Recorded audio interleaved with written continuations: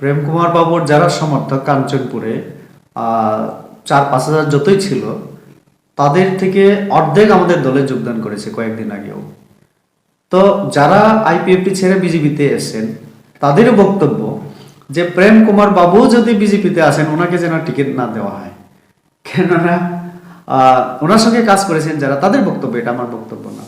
তো কাজেই তিনি সেই রকম চিন্তাধারা থেকে, কারণ ওই দলে থেকে তার কিছু নেই, মানুষও নেই ওনার সঙ্গে, তো এখন উনি আবার সেই দলে গিয়ে অন্যভাবে একটু ঘুরিয়ে আবার ক্ষমতায় বসা যায় কিনা, এটা হচ্ছে আঞ্চলিক দলের নেতৃত্বের স্বভাব। তার কাজেই আমি আশাবাদী যে মানুষ সচেতন। 5 বছর উনি এমএলএ হিসাবে, এই লাস্ট 6-7 মাস উনি মন্ত্রী হিসাবে কি করেছে না করেছে মানুষ জানে, কাঞ্চনপুরের মানুষ, আমার থেকে কাঞ্চনপুরের মানুষ আরও ভালো জানে। তো কাজেই এরকম আঞ্চলিক দলের নেতৃত্বরা এরকমই করবে, এই মথাও সেটাই করবে আগামী দিনে। তার জন্যই তারা বলছে যে আঞ্চলিক দল কোনোদিন স্থায়ী হতে পারে না। তার জন্য যারা দায়িত্বে থাকেন তারা চিন্তায় থাকেন সব সময়।